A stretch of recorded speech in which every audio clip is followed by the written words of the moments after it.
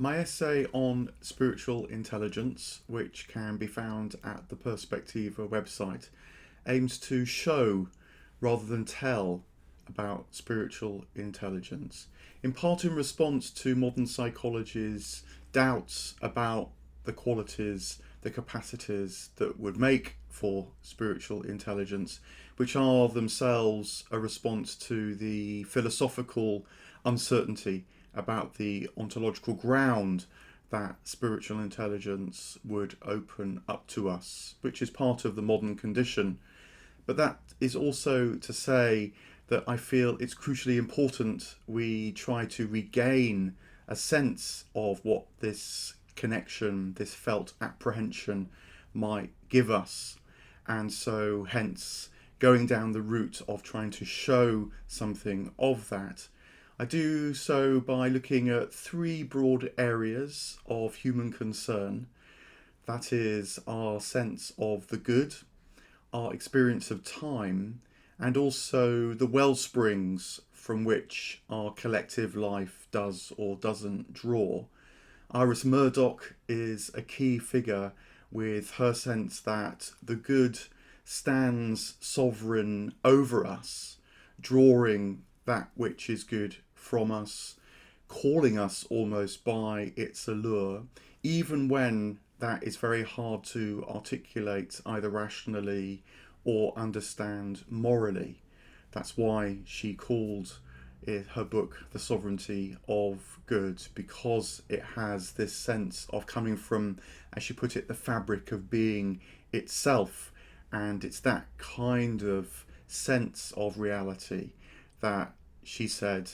shows that we can be called spiritual creatures, not just creatures who rationally or emotionally fix these things ourselves. It's always a response, and that is reflected too in the second area of investigation, our experience of time.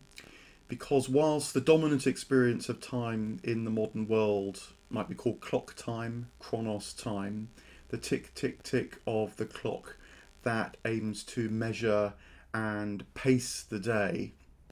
spiritual intelligence enables us to have a different experience of time, which in one instance might be called kairos time, the eruptions when a particular moment carries meaning that either draws us, frightens us, overwhelms us, expands us. And of course, also that experience of time which feels like it conveys something eternal. Hence, Plato's famous remark about time being the moving image of eternity. Seems to me that for reasons of meaning, as well as reorientating ourselves to the natural world around us, we need to recover these various experiences in the quality of time, and spiritual intelligence is one way to do that. And then, thirdly, I turn to the well springs of our culture,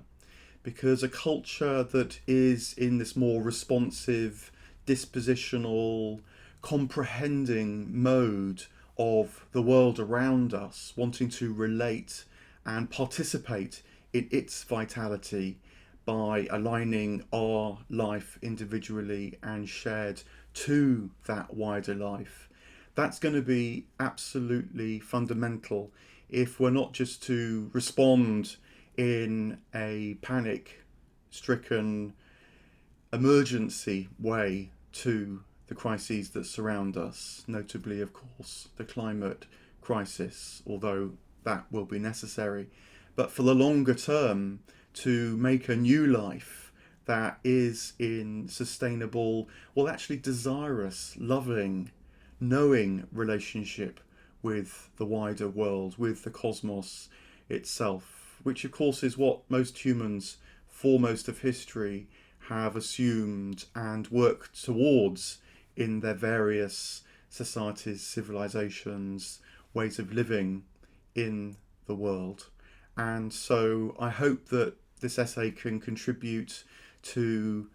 awakening a sense of spiritual intelligence in you, in its readers, and so contribute to the wider project of helping us understand how we can open ourselves to this aspect of reality, both individually and collectively.